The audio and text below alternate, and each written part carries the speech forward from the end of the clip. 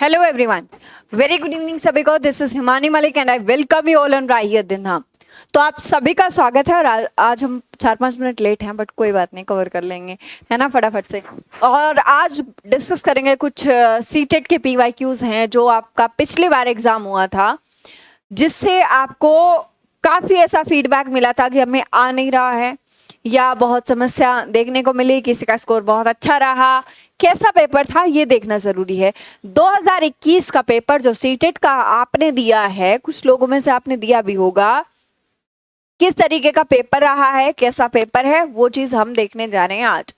यानी कि आपको दिख रहा होगा सीटेट 2021 में लगातार कुछ करीब 26 दिन पेपर चला था, 21-26 दिन। और उन 20 to 25 डेज के अंदर कितने सारे पेपर हुए होंगे, तो मैं आपको सारे क्वेश्चन करा दूंगी जितने भी सीटेट 2021 में आए हैं। पहली बात तो ये डन हो गई। तो इससे हम ये देखेंगे कि किस तरीके से क्वेश्चन पूछे गए पिछली बार, ताकि हमें आगे आने वाले एग्जाम में थोड़ा हेल्प मिले। किस तरीके का पैटर्न बदला है, एप्लीकेशन बेस कैसे दे रहा है, किस वे में क्वेश्चन पूछे जा रहे हैं, क्या तरीका है क्वेश्चन पूछने का, कैसे हमें उन चीजों को हैंडल करना है। मतलब ये सारे के सारे जो आंसर्स है ना आपके, वो इसी में मिल जाएंगे आपको। ठीक हो गई बात, यहाँ तक डन। उसके बाद अगर मैं बात करूं तो हम कंप्लीट एनालिसिस करते हुए चलेंगे रोज रात 8 बजे। कब भाई? रोज रात 8 बजे आपकी ये क्लास होगी सीटेट स्पेशल, ठीक है। और अप्रॉक्स हम 2022 या 21 कह लीजिए, 22 कह लीजिए, डाइस ये थोड़ा सा, 21 से लेके 11 तक के सारे पीवाईक्यू करेंगे डेली एक। और शुरुआत कर रहे हैं बिल्कुल जो आपका लास्ट पेपर हुआ। उसके बाद आपसे बात करूं तो सिंपल सी एक बात है, अगर आप मेहनत करते हैं, अगर कहीं हार मिली, असफलता मिली, कहीं फेलियर मिला, तो उस चीज से कुछ सीखने की जरूरत होती है। अपनी स्ट्रैटेजी कहीं फेल हुई है, सोच के देखिए, कल को आप कुछ काम करने जाएंगे, आपकी स्ट्रैटेजी फेल हो जाती है, आप दूसरी बनाएंगे ना। तो सिंपल बात है कि आपको अपनी स्ट्रैटेजी को अपडेट करना पड़ेगा, आपको उन तरीकों को थोड़ा सा अलग करके चलना पड़ेगा, आपको देखना पड़ेगा कि कहाँ कमी रह जा रही है, और जहां कमी पे आपने काम किया उसके बाद आपका वो क्या होंगी, चीजें ठीक हो जाएंगी। तो बड़ा बेसिक चीज है कि आपको थोड़ा थोड़ा लूप होल देख के चलने पड़ते हैं, डायग्नोस करनी पड़ती हैं चीजें, तब जाके आप रेमेडी दे पाते हैं। ठीक, इसका मतलब ये नहीं है कि हार मान के बैठ जाओ, कोई दिक्कत आई। आप सीटेट के पेपर में कुछ ऐसा हाल हुआ, सीटेट 2021 से 2022 का जो पेपर था आपका, उसमें थोड़ा सा ये हाल हुआ कि क्वेश्चन देख रहे थे स्टूडेंट और बस वही चीज आ रही थी कि मुझे तुम्हारी शक्ल बिल्कुल पसंद नहीं आई, है ना। और ऐसा हाल आपका ना हो जाए, उससे पहले हम प्रैक्टिस कर लेंगे, तो ऐसा होगा ही नहीं, है ना। तो सभी को वेरी गुड इवनिंग, नमस्ते, सलाम, आदाब, हालचाल क्या आप लोगों के। और आप सभी का फिर से एक बार स्वागत कर रही हूँ। जल्दी से आ जाइएगा, जुड़ जाइएगा, शेयर और लाइक करते रहिएगा सेशन को। आज हम करने जा रहे हैं स्टार्ट कौन सा पेपर, सीटेट 2021 वाला पेपर, जो एप्लीकेशन बेस्ड था, जिसमें बहुत सारी प्रॉब्लम्स आपने फेस की थी, कुछ नया देखने को मिला था, अप्लाइड पेपर था। क्या तरीका, क्या स्ट्रेटेजी, क्या डिस्कशन रहने वाला है, देखते चलिएगा। बात करूं तो स्टार्ट किया जाता है पहले क्वेश्चन की, और पहला क्वेश्चन हमें ये कहता है कि निम्न में से कौन सा नियम यह सुझाव देता है कि शरीर के विभिन्न अंग विकास के विभिन्न चरणों में भिन्न भिन्न दरों में विकसित होते हैं। Which of the following जो प्रिंसिपल है suggests that different body parts develop at different rate at the various stage of the development। अब इसने ये नहीं पूछा कि सीधा सीधा बता दो कौन सा है, निम्न में से कौन सा है, निम्न में से कौन सा नहीं है। इसने कहा ऐसा कौन सा सिद्धांत है जिसमें आपका जो शरीर के भिन्न अंग हैं वो भिन्न भिन्न तरीके से विकसित होते हैं, डेवलप होते हैं। तो देखो क्वेश्चन को घुमाने का यही अप्लाइड पेपर है। आपसे समझते हैं, विकास एक आयामी होता है, डेवलपमेंट इज यूनिडायमेंशनल।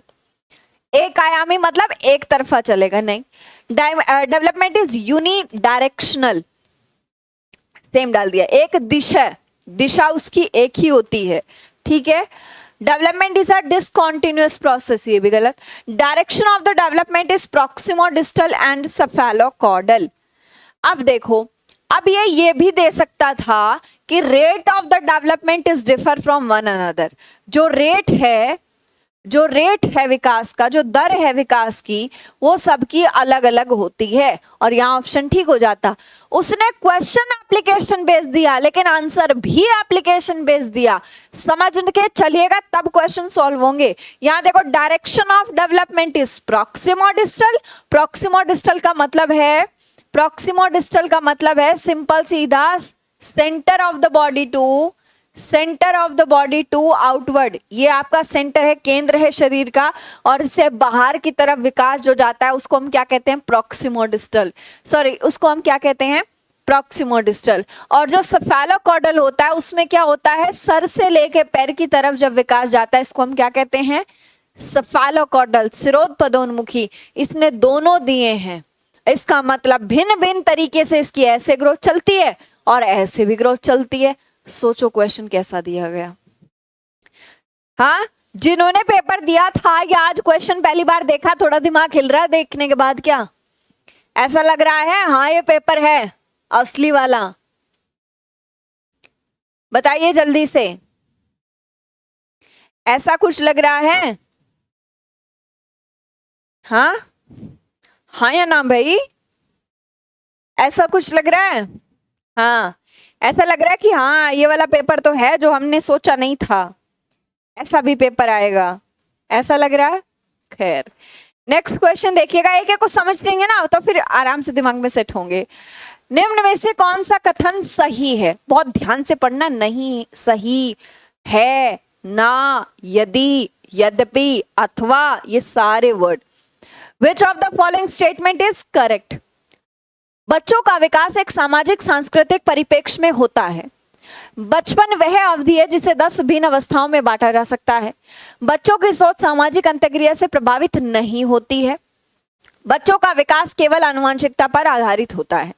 जहां आएगा केवल, भाई आप कहें कि हम ना सिर्फ और सिर्फ मतलब ऐसा कुछ हो जाए कि अगर सीडीबी पढ़ा सकती हैं तो सिर्फ हिमानी मैम पढ़ा सकती हैं, ये गलत है ना, ये महा झूठ है ना। ये मतलब ऐसे क्या कहते हैं उसको, घोर असत्य है। ठीक है, तो ये क्या हुआ भाई? ये करेक्ट हमसे पूछा, सत्य करेक्ट। तो सबसे बढ़िया क्या है देखो, 10 दिशा आप बोलो, किसी ने स्टेज 10 में बांट दी, किसी ने स्टेज 2 में बांट दी, किसी ने स्टेज 4 में बांट दी। हमने इतने सारे थ्योरीज पढ़ ली, तो ये तो हमारा डाउट चला गया कि भाई ये वाला तो गलत है। सामाजिक अंतर से नहीं प्रभावित होता, सोसाइटी से प्रभावित होता है? नहीं, हो बिल्कुल होता है। तो इसमें लिखा नहीं, गलत हो गया। बच्चों का विकास केवल, ये वर्ड ही नेगेटिव है, इसको भी काट दो। आंसर क्या बना? ए बना कि सामाजिक सांस्कृतिक परिवेश उससे प्रभावित होता है बच्चा और उसका विकास। बात समझ में आ गई? अगर एक बार आपको सेशन अच्छा लग रहा है, डिस्कशन अच्छा लग रहा है, एक बार लाइक और शेयर कर दीजिए सेशन को, ठीक है बात। और रोज रात 8 बजे आपको सेशन मिलेगा, सुबह 10 बजे और रात को 8 बजे। 8 बजे सिर्फ और सिर्फ सीडीपी सीटेट के लिए डेडिकेटेड है और सुबह वाला सेशन सारे एग्जाम के लिए डेडिकेटेड है। सीटेट के पीवाईक्यूज भी आप लगा सकते हैं अगर आप किसी भी अन्य टीचिंग एग्जाम की तैयारी कर रहे हैं, क्योंकि आप देख सकते हैं कि लेवल क्या है, ठीक। उसके बाद नेक्स्ट कहता है आनुवांशिक विन्यास के पूर्व निर्धारित रूप से प्रकट होने की प्रक्रिया कहलाती है, यानी कि the process of predetermined unfolding of genetic disposition is called. अनुकूलन, अधिगम, समाजीकरण, परिपक्वता। बताइए फटाफट से बताइए, थर्ड क्वेश्चन का आंसर क्या बनेगा भाई? थर्ड क्वेश्चन का आंसर क्या बनेगा? Predetermined unfolding of genetics disposition is called, वो कहलाती है आपकी परिपक्वता। सभी लोग आंसर करने की कोशिश करेंगे भाई, इसको टेस्ट की फॉर्म में दो कि आप कितना तैयार हो चुके हो। चाहे आप किसी भी टीचिंग एग्जाम की तैयारी क्यों ना कर रहे हो, लेकिन इसमें क्या मिलेगा आपको? बहुत कुछ सीखने को मिलेगा। फटाफट से सभी लोग इस तरफ देखेंगे और क्वेश्चन के सिर्फ और सिर्फ आंसर करने हैं। सब छोड़ दो पेन कॉपी पेन, ठीक, सब साइड रख दो, सिर्फ और सिर्फ आपको ईयरफोन लगा लो, ध्यान से क्वेश्चन पढ़ो और समझो, आंसर दो फटाफट से। सभी लोग कमेंट में आंसर देंगे और जिसके 30 सही होते हैं फिर लास्ट में देखेंगे टॉप 3 कौन आता है, जिसके पूरे सही होते हैं, ठीक है। आंसर बनेगा मैचुरेशन। नेक्स्ट कहता है डैश समाजीकरण का प्राथमिक और डैश समाजीकरण का द्वितीय कारक हो सकता है। कौन सा फर्स्ट है कौन सा सेकंड है आपको ये बताना है। परिवार विद्यालय, मीडिया परिवार विद्यालय, मीडिया मीडिया या पास पड़ोस। आपको क्या लगता है जल्दी से बताइए, कौन सा द्वितीय कारक हो सकता है?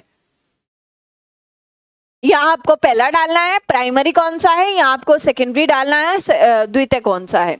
आंसर क्या बनेगा थर्ड क्वेश्चन का? फिर भटक गए तुम। अरे मीडिया पहला है, पहले फैमिली से नहीं होता। समाजीकरण कितनी बार तुमको बताया माँ से होता है, फैमिली से, किससे, फैमिली से। बात डन हो गई। और दूसरा स्कूल, तो आंसर क्या बनेगा, ए बनेगा। बहुत ही बढ़िया, ठीक है। सभी लोग ध्यान से, 9 बजे एक्चुअली सर की क्लास होती है, इसीलिए क्लास का टाइम फिर से 8 बजे किया गया, ठीक है, इसीलिए थोड़ी दिक्कत है। उसके बाद अगर बात करूं तो नेक्स्ट क्वेश्चन कहता है लॉरेंस कोहलबर्ग के अनुसार 7-8 वर्षीय बच्चे में नैतिक निर्णय लेने की आधार क्या हो सकता है। According to Lawrence Kohlberg what is the primary basis for 7 to 8 old children moral decision. सामाजिक व्यवस्था बनाए रखना, सामाजिक अनुबंधन बनाए रखना, दंड और आज्ञा पालन, या सार्वभौमिक नैतिक सिद्धांत। आप क्या कहेंगे फिफ्थ क्वेश्चन के आंसर को, जल्दी से बताइएगा। देखो 3 ही स्टेज दी हैं, 3 ही स्टेज दी हैं, ठीक है। 7 से 11, 11 से 18, याद आया कुछ, याद आया कुछ, नहीं याद आया।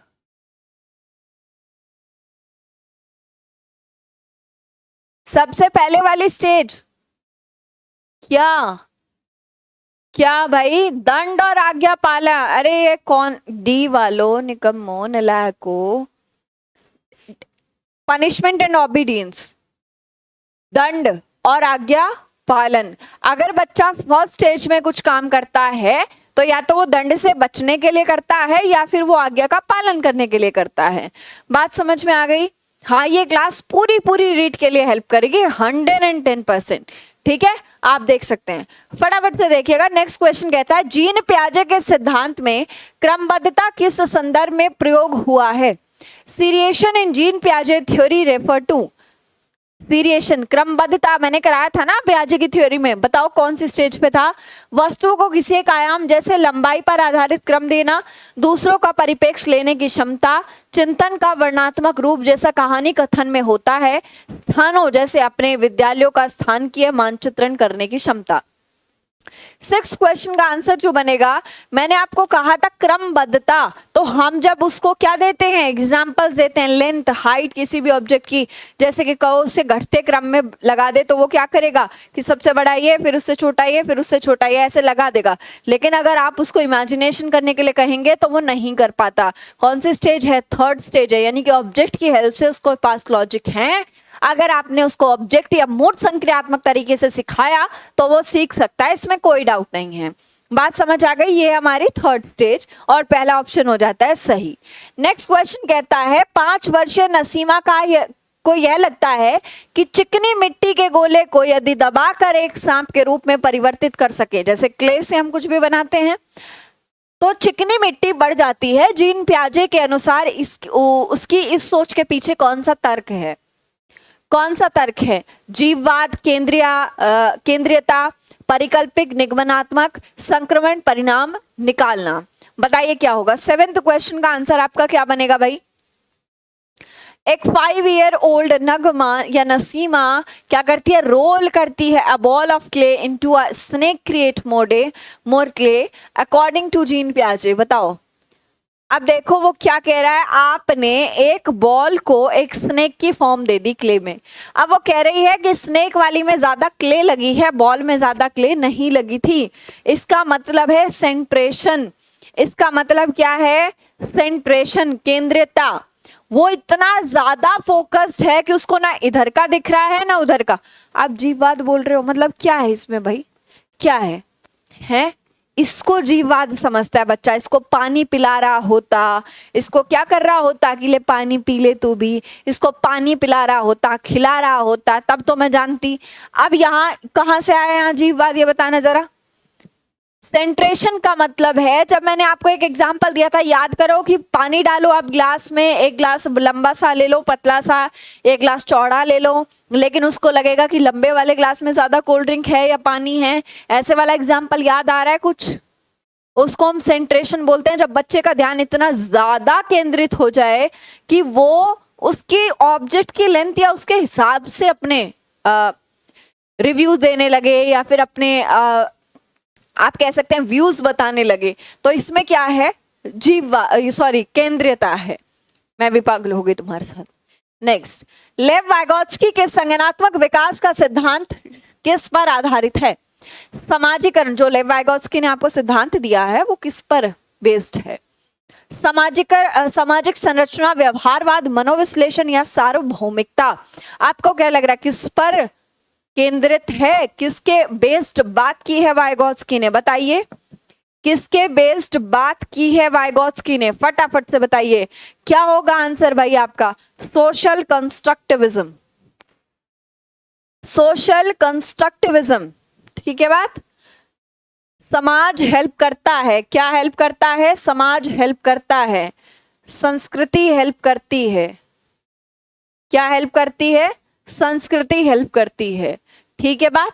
नेक्स्ट क्वेश्चन कहता है which of the following is the term used by Lev Vygotsky to describe child act of speaking to herself? Private speech, talk aloud, scaffolding, egocentrism. Lev Vygotsky ने बच्चे के स्वयं से संवाद करने की क्रिया के लिए किस शब्द का प्रयोग किया जाता है? निजी, उच्च स्वर में, वार्ता, पाठ, स्व केंद्रीयवाद, संवाद। बताइए, सबसे पहले बताइए जब वो क्या कर रहा है, फटाफट से बोलो। Act of speaking to herself, जब बच्चा खुद से बात करने की कोशिश कर रहा है वो क्या है? बहुत इजी क्वेश्चन है, फटाफट से आंसर करिए। देखते हैं सबसे पहले आंसर कौन देता है 9th का। पूजा, राम ऑनलाइन क्लास, यादव सोनम, अवतार, पुष्पा, जल्दी जल्दी, चेतना, प्रियंका, विजय, फटाफट से। बहुत ही बढ़िया। क्या आंसर रहने वाला है? प्राइवेट स्पीच कहते हैं इसको, खुद से ही बात कर रहा है। कई बार हम पीपीटी बना रहे होते हैं, हम कहते हुए यार मानी क्या कर रही है यार, झल्ली हो गई है 1 नंबर की है, ये वाला फोटो थोड़ी ना जाएगा इसके साथ। कई बार ऐसे कर रहे होते हो तो सामने से कोई निकल जाए, गुजर जाए, उसको तो ये लगेगा ना लड़की बावली होली, पागल होली है, घनी बावली होगी, ऐसे कुछ बोलेगा? नहीं बोलेगा। बोलता है ना, होता है ना ऐसा कई बार, तो वो प्राइवेट स्पीच होती है जब बंदा या बच्चा खुद से बात कर रहा होता है।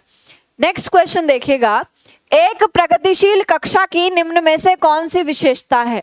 Which of the following कैरेक्टराइजेस progressive classroom? Drill और अभ्यास पर जोर देना, योग्यता आधारित स्थायी अलगाव, सहयोगिता पूर्ण अधिगम, पुरस्कार और दंड का प्रयोग। 10th क्वेश्चन में क्या आंसर होना है?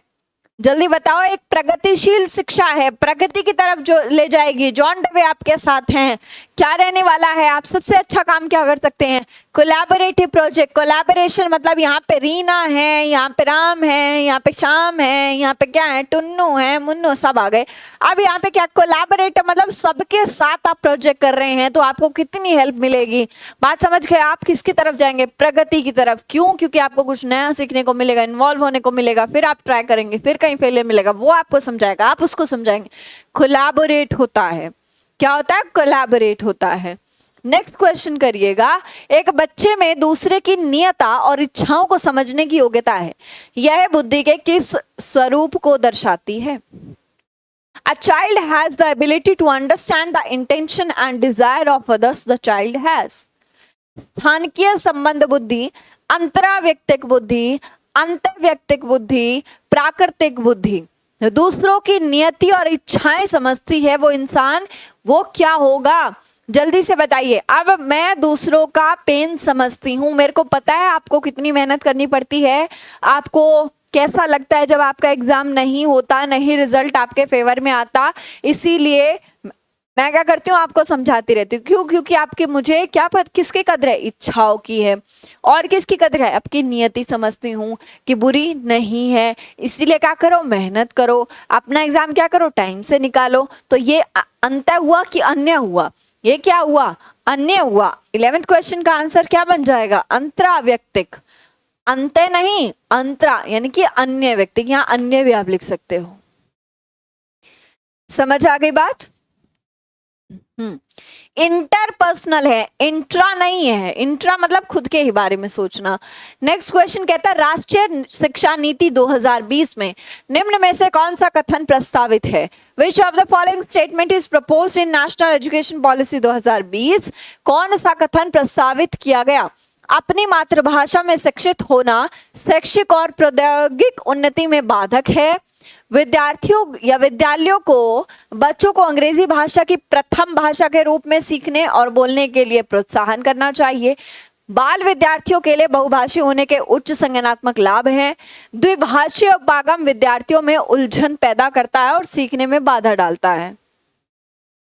जल्दी से बताइए 12th क्वेश्चन का आंसर आपका क्या बनेगा। आपको पता है ना, बेनिफिट बताए थे यंग स्टूडेंट्स के, मल्टीलिंगुअलिज्म होना चाहिए, एक भाषा नहीं काफी सारी चीजें। अब तो स्ट्रीम भी आपके हिसाब से आपके अकॉर्डिंग चलेगी, तो आपको वो तो खुशी होनी चाहिए, है ना।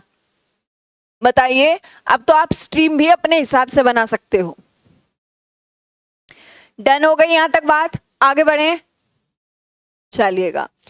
नेक्स्ट क्वेश्चन कहता है जेंडर भूमिकाएं हैं, जेंडर रोल्स आर, जेंडर भूमिकाएं हैं, जेंडर रोल्स आर अधिग्रहित व्यवहार, जन्मजात व्यवहार, जैविक संरचनाएं, आनुवांशिक निर्धारित।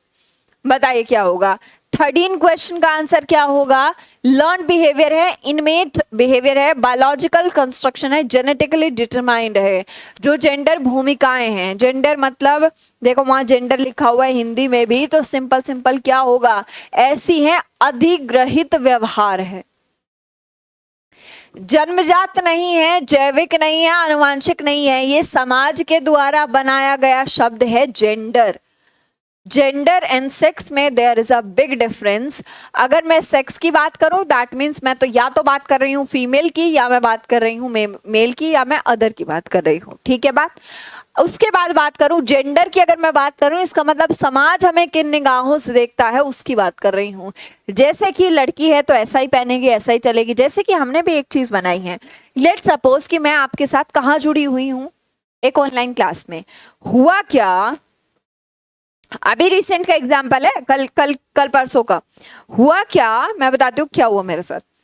अब हुआ ये भाई कि ये जो जेंडर भूमिका वाला प्रश्न है ये ऐसे रिलेट होगा, आपको हंसी आएगी। अब जैसे कि लेट सपोज कि मैं आपके साथ एक टीचिंग फील्ड में जुड़ी हुई हूँ, आप ऑलरेडी ग्रेजुएट हैं या कोई आपने डिग्री डिप्लोमा कर रखा है 12th के बाद, दैट मीन्स यू आर 18+, ये हो गया। अब एक तो है कि मैं क्लास में इस तरीके के कपड़े पहन के आती हूँ जो मेरे को सूट नहीं करते हैं, क्योंकि मैं क्लास में एज अ टीचर प्रोफेशन को रिप्रेजेंट कर रही हूँ। एक है मेरी पर्सनल लाइफ, जो चाहे मेरा इंस्टाग्राम पेज हो या मेरी प्रोफाइल हो, फेसबुक हो या व्हाट्सएप हो। अब वहां पे मैंने एक पिक्चर डाली, अपलोड की, और उस पिक्चर में मैंने कुछ छोटे कपड़े डाले हुए थे, यानी कि शॉर्ट्स वगैरह डाले हुए थे। अब उसमें मुझे बहुत मजेदार कमेंट देखने को मिले, मैम आपको शर्म नहीं आती, बच्चों पे क्या प्रभाव पड़ेगा, आप तमीज से कपड़े पहन के आया करिए, आप क्या सिखाएंगी। मतलब कि लेट सपोज एक टीचर जो मेल है वो कहीं पे भी अगर आपको मतलब अगर वो हाफ शॉर्ट्स या हाफ पैंट भी पहन के आ रहा है तो वो चलेगा, जस्ट बिकॉज कि सोसाइटी इस चीज को अलाउ नहीं करती। मतलब टीचर है तो क्या फांसी खा ले, बोलो हाँ। अब ये क्या है, ये चीजें ऐसी हैं जो हमें अभी तक भी झेलनी पड़ती हैं, और ये सोसाइटी की बनाई हुई चीजें हैं, ठीक है। अदरवाइज मुझे कभी नहीं लगा कि एक टीचर को टैटू नहीं बनवाना चाहिए, एक टीचर को ऐसे नहीं रहना चाहिए, एक टीचर को ऐसे नहीं बोलना चाहिए। अरे अच्छा व्यवहार है आपका तो अच्छा ही नजर आएगा ना, ठीक है। आपसे मैं दोस्तों जैसा व्यवहार करती हूँ, ये क्या है, ये एक नॉर्मल चीज है। बट हम किससे तुलना करेंगे, जेंडर से, क्योंकि ये रूढ़िवादी लोग हैं और रूढ़िवादिता इस तरीके से छा चुकी है। और मैं हैरान होती हूँ कि ये क्या है कि टीचर बनने जा रहे हैं। That is only an example, ये कुछ वो नहीं था कि किसी को टारगेट किया जा रहा हो, मैं एग्जाम्पल की बात कर रही हूँ। तो ये जेंडर के एग्जाम्पल हैं, ये सेक्स के एग्जाम्पल नहीं है, ठीक है बात। नेक्स्ट क्वेश्चन कहता है सतत एवं समग्र मूल्यांकन का प्राथमिक उद्देश्य क्या है। Primary goal of continuous and comprehensive evaluation is. तो सबसे पहला गोल क्या होता है, तो मेरे दिमाग में तो सिंपल आ जाना चाहिए कि पहले मैं बच्चों को ना इसलिए एक्सेस करती हूँ, एक तो मैं खुद को जान पाऊंगी मैंने कितना सिखाया, दूसरा ये मैं जान पाऊंगी बच्चा कहाँ फंस रहा है ना। और कहीं फंस गया तो मुझे उसको डायग्नोस करके कि क्या दिक्कत आ रही है फिर उसको रेमेडी देनी है। मैं इसलिए मूल्यांकन करूंगी, ना कि मैं इसलिए मूल्यांकन करूंगी कि तू पास है तू फेल है। ठीक है बात। तो ये क्या है, आंसर क्या होगा मेरे पास, मैं ऐसा कुछ ऑप्शन ढूंढने की कोशिश करूंगी तो मेरे को मिल रहा है बी में। छात्रों को समझ और आकलन और पाठ्यक्रम तथा शिक्षा शास्त्र को इसके अनुसार रूपांतरित करना। ठीक है बात। उनके अकॉर्डिंग हर चीज, उनके ही अकॉर्डिंग हर चीज, स्कूल तो, व्यवस्था तो, पाठ्यक्रम तो, आपकी टीचिंग स्टाइल तो, पेडागोजी तो, लेसन तो, सब कुछ किसके अकॉर्डिंग, टीचर के अकॉर्डिंग, स्टूडेंट के अकॉर्डिंग। नेक्स्ट, अपनी कक्षा के लिए मूल्यांकन पद्धति तय करने में पहले एक शिक्षक को किन बातों पर विचार करना चाहिए? Before decide an assessment method for her class, what all should the teacher keep in mind? क्या करना चाहिए? बोथ मतलब मेरे अलावा इन परिणामों का उपयोग कौन करेगा? विशिष्ट छात्रों के अधिगम वक्र का पता लगाने का सर्वोत्तम तरीका क्या है? कौन सा तरीका अध्यापिका को स्वयं के शिक्षा शास्त्र पर चिंतन में मदद करेगा? कौन सी विधि छात्रों को उच्चतम अंक पाने में मदद करेगी? क्या करना चाहिए बिफोर डिसाइडिंग एन असेसमेंट? तो आप बताइए फटाफट से, मुझे ये भी ठीक लग रहा है, ये भी लग रहा है, ये भी लग रहा है और ये भी लग रहा है। टीचर के दिमाग में सारी चीजें होनी चाहिए, हालांकि आप उसको जज नहीं करेंगे नंबर के हिसाब से, बट टीचर के दिमाग में ये होना चाहिए कि आप उसको कैसे बेटर, जैसे लेट सपोज आज आपने 30 नंबर ठीक, आज आपने 30 क्वेश्चन सही किए, दैट डजंट मीन कि आपने नंबर के लिए खेला, बट मैं किस उद्देश्य से पढ़ा रही हूँ कि आपके CDPR फुल आए, मैं समझाई ऐसा दूं। तो ये क्या है कि टीचर के दिमाग में होना चाहिए, अगर टीचर के दिमाग से उड़ जाएगा फिर तो सत्यानाश हो जाएगा पढ़ाई का। तो आंसर हमारा यहाँ पे भी गलत है क्योंकि एक ऑप्शन बचा है, यहाँ भी गलत है, यहाँ भी गलत है, यहाँ भी गलत है, इसीलिए इसमें +1 का नंबर सबको मिला था, +1 मार्क्स इसमें सबको मिले हैं। डन हो गई बात, आगे बढ़े। जिन्होंने सीटेट 2021 का पेपर दिया था उनको अच्छे से पता है कि कहाँ प्रॉब्लम उनको आई या कहाँ प्रॉब्लम उनको हो रही थी, और उनको हम एक एक क्वेश्चन के माध्यम से अब डिस्कस कर रहे हैं। तो याद रखना, अगर आपको पहले सीटेट इनकेस आपका 1 या 2 नंबर से रह गया है या कितने भी नंबर से बचा है, इस बार ना बचने पाए, इसीलिए अभी से प्रैक्टिस चालू कर दी हमने। आप ज्यादा से ज्यादा अपने फ्रेंड्स तक, फैमिली तक शेयर करिएगा सेशन को, जिससे हम भी आपके लिए और ज्यादा अच्छा काम कर सकें। ठीक है बात। और इसके बाद हम बढ़ जाते हैं नेक्स्ट क्वेश्चन की तरफ। नेक्स्ट कहता है समावेशी शिक्षा से अभिप्राय है। भाई समावेशी में तो सिंपल अभिप्राय है कि मैं सबको साथ लेके चलती हूँ, योग्यता से परे होकर सभी बच्चों को गुणवत्ता शिक्षा उपलब्ध करवाई जाए या गुणवत्ता की शिक्षा उपलब्ध कराई जाए।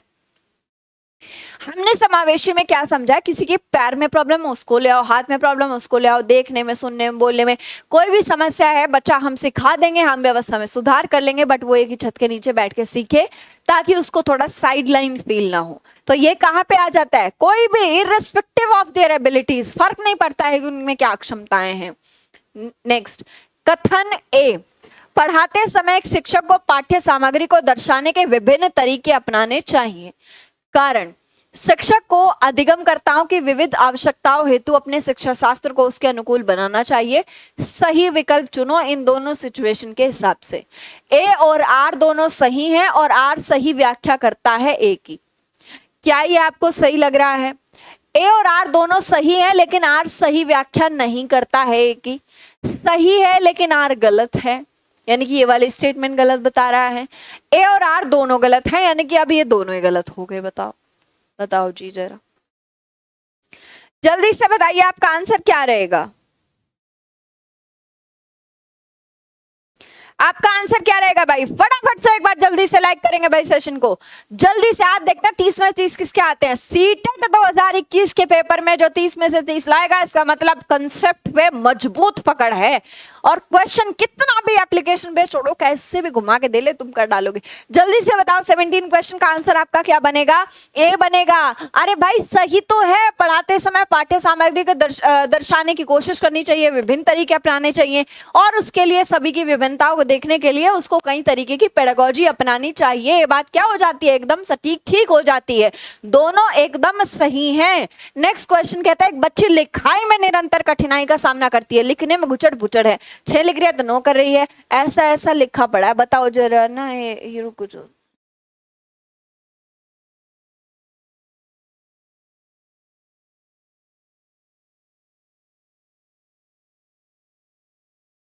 बताओ क्या लिखा है।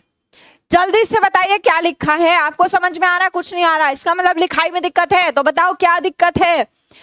पठ्य वैकल्य है, आलेख वैकल्य है, गणन वैकल्य है, ध्यान एवं अतिसक्रियता विकार है, डिसलेक्सिया है, डिस्ग्राफिया है, dyscalculia, attention deficit hyper disorder है।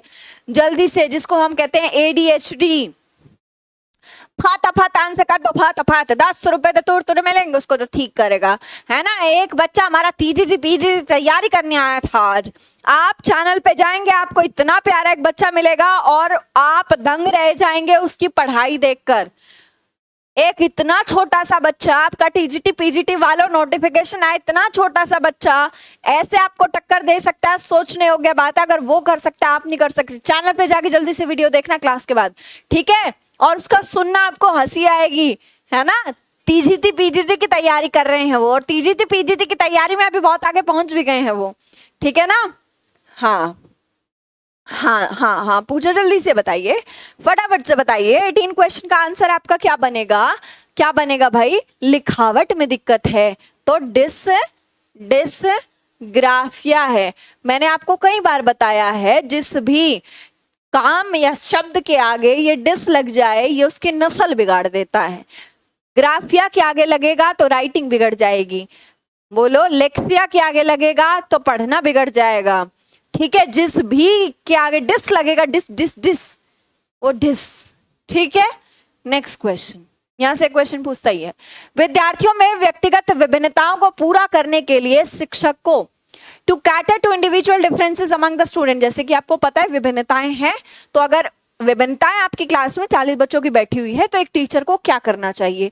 मानकीकृत पद्धतियों को आकलन के तरीके का उपयोग करना चाहिए, शिक्षा शास्त्रीय उपागम और मूल्यांकन के विविध साधनों का उपयोग करना चाहिए, रटन आधारित अधिगम को निर्धारित करने के लिए एक रूप शिक्षा शास्त्र का इस्तेमाल करना चाहिए, या फिर पेपर पेंसिल आधारित परीक्षणों की संख्या में वृद्धि करना और पुनर्बलन पर बल देना चाहिए। ठीक है जी, मैं थोड़ा सा साइड हो जाती हूँ, मैं इधर हो जाती हूँ, है ना, थोड़ा आपको इजी हो जाएगा। बताइए बताइए जल्दी से, आपका 19 क्वेश्चन का आंसर क्या बनेगा? आपका 19 क्वेश्चन का आंसर क्या बनेगा? ठीक है, जल्दी से बताइए फटाफट से। 19th क्वेश्चन का आंसर बताइए भाई, क्या बनेगा?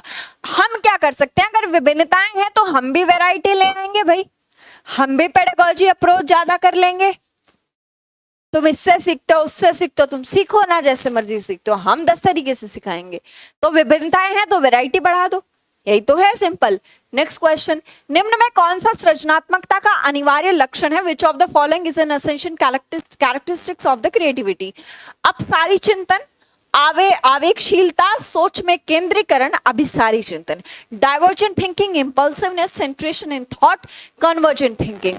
सेंट्रेशन तो मैंने आपको बताया कहीं ना कहीं नेगेटिव है, फोकस ज्यादा हो जाता है, कोई लॉजिक नहीं सोच पाता, सिर्फ और सिर्फ जो दिखाई दे रहा है उस पर सोच रहा है, तो आप हटा सकते हैं केंद्रीकरण को, ठीक है। बाकी बताइए फटाफट से जल्दी से। 20th क्वेश्चन का आंसर आपका क्या रहने वाला है? अपसारी चिंतन आंसर आ गया भाई सभी का। अपसारी चिंतन, राहुल, प्रियंका, परी, मुलायम सिंह, बहुत ही बढ़िया, चेतना, राकेश, है ना, सभी लोग आंसर देने की कोशिश करो भाई, तभी मजा आएगा। अब ये क्या है कि अपसारी चिंतन, अभी आपको अपसारी में और अभिसारी में फर्क जानना जरूरी है। अपसारी में और अभिसारी में फर्क जानना क्या है, जरूरी है। अपसारी मतलब अप सारी, सारी थिंकिंग आती है एक दिशा में नहीं, कई दिशाओं में सोच सकते हैं। अभिसारी, अभी सारी की सारी थिंकिंग आनी बची है, तो अच्छी कौन सी हुई? अपसारी। बात समझ गए? डाइवर्जेंट, डाइवर्ज होना। नेक्स्ट क्वेश्चन, छोटे बच्चे ज्ञान की संरचना और अर्थ किस प्रकार निकालते हैं? जो यंग चिल्ड्रंस हैं वो किस तरीके से कंस्ट्रक्ट करते हैं नॉलेज को एंड मेक मीनिंग थ्रू, ठीक है। खेल द्वारा, सक्रिय अन्वेषण द्वारा, पदार्थों पर क्रिया और प्रयोग द्वारा, सहपाठियों और वयस्कों संग सहभागिता द्वारा, किस तरीके से वो क्या करते हैं, अपने ज्ञान को कंस्ट्रक्ट करते हैं? फटाफट से बताइए क्या आंसर होगा। ओपन एंडेड थिंकिंग होना चाहिए, फटाफट से आंसर करिए भाई, सभी लोग ट्राई किया करो सबसे पहले आंसर देने की, जल्दी से बताओ क्या होगा। सक्रिय अन्वेषण, बिल्कुल ठीक है। एक्टिव एक्सप्लोरेशन, खेल, play, active on material experiment, interaction with peers, अरे एक दूसरे से सीखो, एनवायरनमेंट से सीखो, हेरिडिटी भी है, एनवायरनमेंट भी है, प्ले भी है, माँ बाप भी हैं, सोसाइटी है, स्कूल है, दोस्त हैं, उसके माँ बाप हैं, हर किसी से आप सीखते हैं। तो इसमें कोई ऐसा एज का वाला नहीं रिस्ट्रिक्शन होता कि मैं अगर इस एज की हूँ तो मैं इतनी एज से सीखूंगी, ऐसा कुछ नहीं होता। चारों ऑप्शन बिल्कुल मस्त है, एकदम चंगे हैं। क्या आंसर हो जाएगा? डी। नेक्स्ट क्वेश्चन क्या कहता है? एक अध्यापिका बच्चों को फोन नंबर रटने के लिए फोन नंबर के 10 अंकों को 3 4 के समूह में, जैसे अगर लेट सपोज ऐसे नंबर होते हैं, ठीक है, अब ये टीचर कह रही है ऐसे ऐसे करके रट लो, 2 2 3 3, इससे क्या होगा? फ्लो सा बन जाएगा, रट्टा मर जाएगा। अब ये क्या है? अध्यापिका द्वारा सुझाई गई है रणनीति कहलाती है खंडीकरण, कूटलेखन, स्वागीकरण, अनुकूलन। इसको आप क्या कहेंगे मुझे बताइए? Chunking, encoding, assimilation, adaptation, what it will be called? क्या होगा आंसर जल्दी से? इसको हम कहते हैं चंगिंग, चंकिंग, चंकिंग। क्या कहते हैं? ये रट्टा मरवा रही है मैडम, काम की ना है यो मैडम, जहां दिख जाए भाग लेना बहुत जोर का, है ना, बुलाती है मगर जाने का नहीं है इसी मैडम के पास। अगर इसी मैडम के पास गए तो यही करोगे जिंदगी भर। सच्ची में। नेक्स्ट, निम्न में से अधिगम की कौन सी दशा पर विद्यालयों में सबसे अधिक बल देना चाहिए?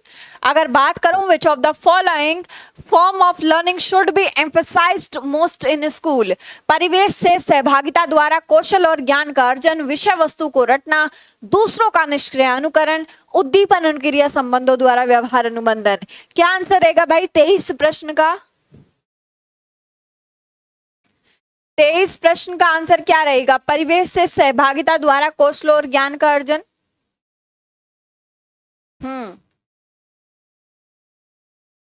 23 प्रश्न का आंसर परिवेश से सहभागिता द्वारा कौशल और ज्ञान का अर्जन। ये ठीक है ना? बिल्कुल। Acquiring different skill and knowledge through interaction with surrounding, भाई सबसे इजी है। अगर आपको अधिगम कराना है, आप उसके आसपास की चीजों से जोड़ दो। जैसे कि मैंने आपको पियाजे की थ्योरी पढ़ाई, पावलोव की थ्योरी पढ़ाई, बहुत सारी थ्योरीज पढ़ाई, सब कनेक्टेड करके पढ़ाई। क्वेश्चन कराती हूँ बहुत कनेक्टेड करके कराती हूँ, क्यों? ताकि आप अपनी सराउंडिंग से वो चीजें जोड़ लो। जैसे जैसे आप सराउंडिंग से, आपको मैंने इंटेलिजेंस की वो पूरी टेबल बनवाई IQ वाली, वो भी मैंने आपकी सराउंडिंग से इतने रिलेट कराई कि आज तक बच्चों को याद हो गई है।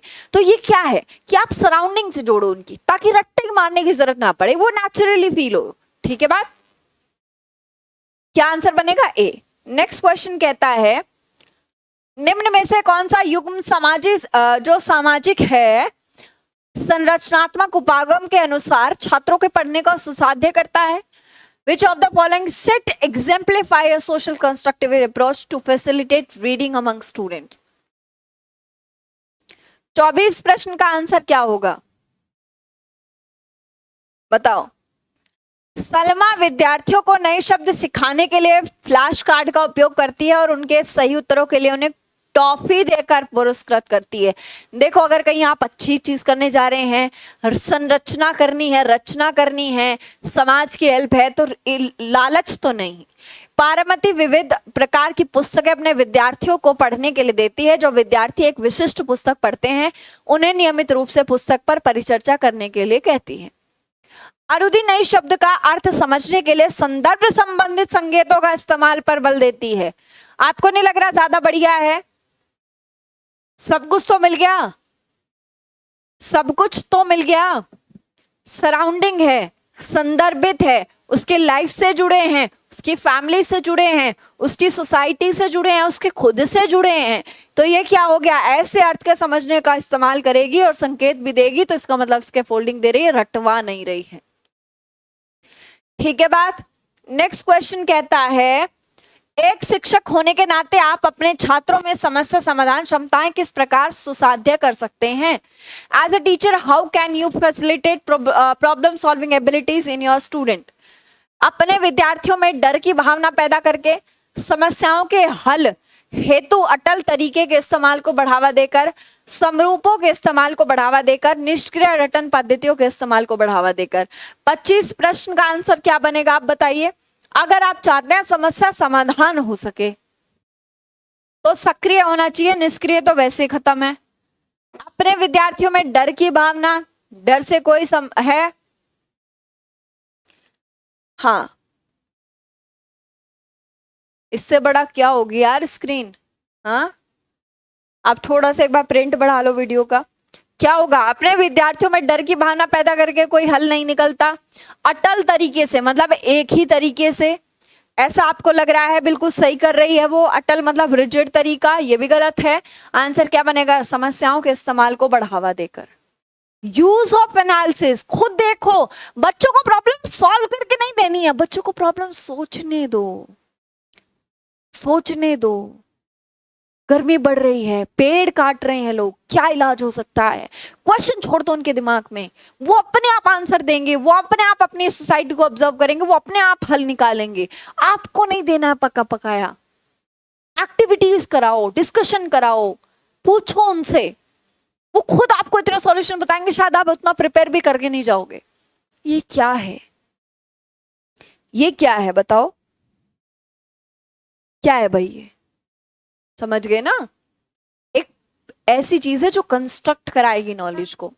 निम्नलिखित में से कौन सा सार्थक अधिगम को सुसाध्य करेगा? Which of the following is result in facilitation of meaningful learning? कक्षा में संदर्भ रहित अधिगम को बढ़ावा देना, promoting decontextualized learning in the classroom, एक समस्या पर विविध तरीके से विचार करने के लिए प्रोत्साहन करना, रट्टा मारकर सीखने को प्रोत्साहित करना, या शिक्षक द्वारा शामपट पर लिखे गए उत्तरों की नकल करना।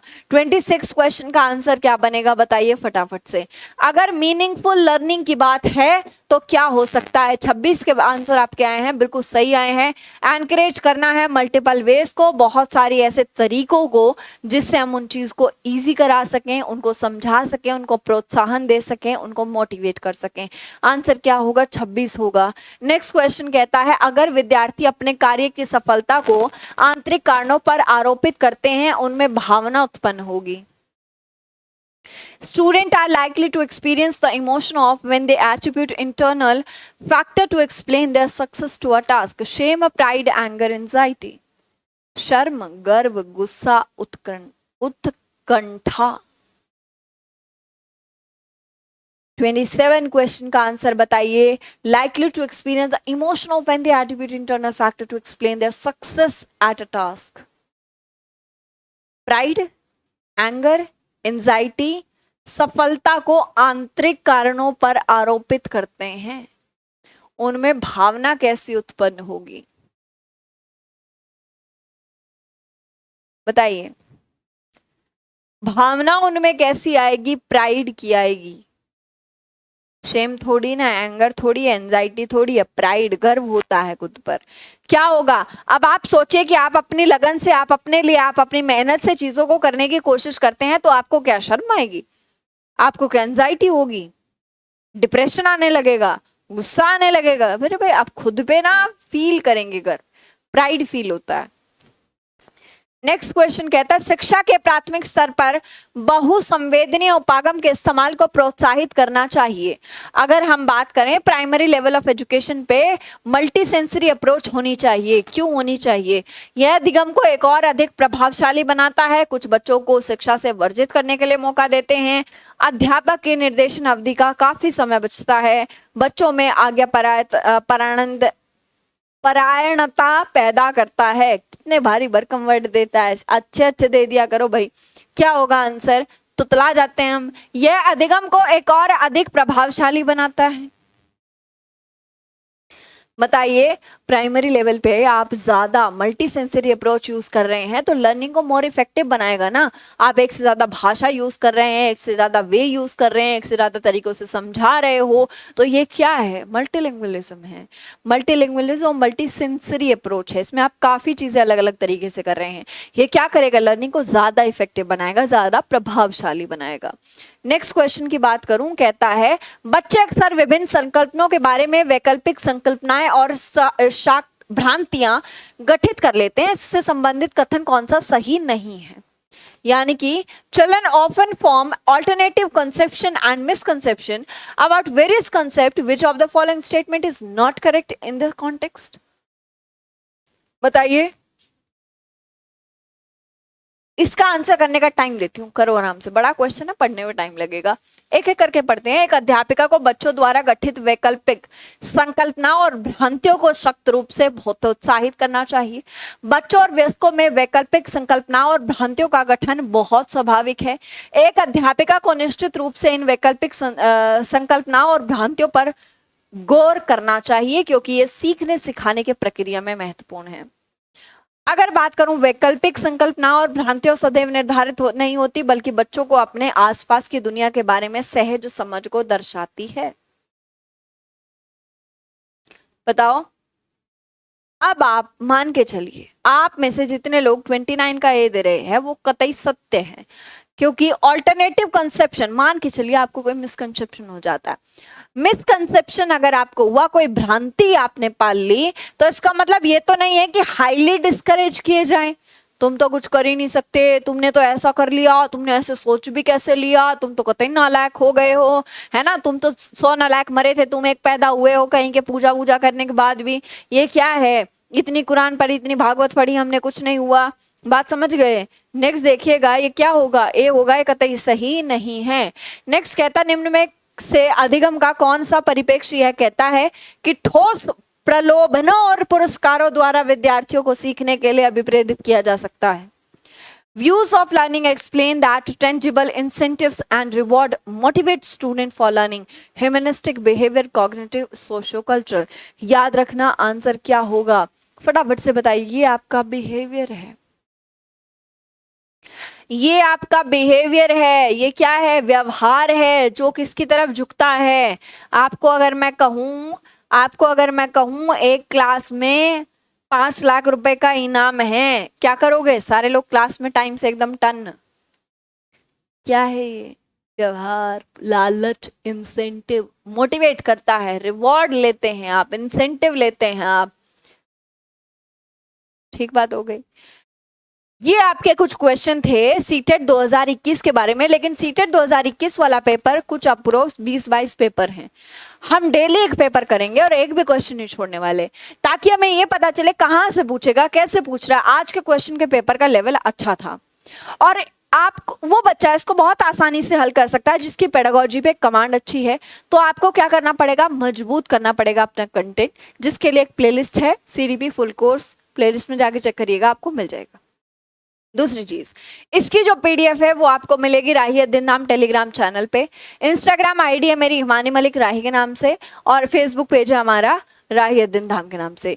अगर आप चैनल पे पहली बार जुड़े हैं तो क्या करेंगे, सब्सक्राइब कर लेंगे चैनल को, इस फैमिली का हिस्सा बन जाएंगे बहुत जल्दी से। और दूसरी बात, आप हमेशा हंसते रहिएगा, मुस्कुराते रहिएगा, ध्यान बहुत सारा रखना है अपना और अपनों का, ठीक है ना, बिल्कुल मस्त रहना है, अच्छे से पढ़ाई करनी है, टेंशन लेकर पढ़ाई नहीं होती है। आज से प्रिपेयर करेंगे, डेली हो जाएगा, बिल्कुल टेंशन फ्री होके हो जाएगा, और सिलेक्शन भी पक्का हो जाएगा, मार्क्स बहुत अच्छे आएंगे, ठीक है। और आपके कितने मार्क्स आए हैं ये आपको कमेंट करके जरूर बताना है, 30 आउट ऑफ कितने मार्क्स आपके बने हैं, ठीक है जी। चलिएगा फिर, बाय बाय, टेक केयर। कल मुलाकात होगी आपकी कब, आपसे कब, सुबह 10 बजे 10 AM, एक आपके सीटेट के CDP के PYQ के साथ, जिसमें हम हर किसी की तैयारी कर रहे हैं, चाहे वो रीट हो, चाहे वो सुपर टेट हो, चाहे वो KVS हो, चाहे सीटेट हो, चाहे यूपी टेट हो, आपका कोई भी CDP का पोर्शन हो, उसमें सब PYQ आपको मिलेंगे मिक्स, ठीक है। ये वाली सेशन बहुत जरूरी है, ले लेना इसको, प्रैक्टिस कर लेना। और 8 बजे 8 PM आपकी जो हो रही है, ये सीटेट के PYQs चल रहे हैं, जिसमें आज हमने 21 का देखा है, कल भी अभी हम लगातार 21 के देखने वाले हैं, क्योंकि काफी लंबे चले थे पेपर, ठीक है बात। चलिएगा फिर, बाय बाय, टेक कर, लाइक कर दीजिएगा सेशन को, शेयर कर दीजिएगा अगर आपको अच्छा लगा होगा तो।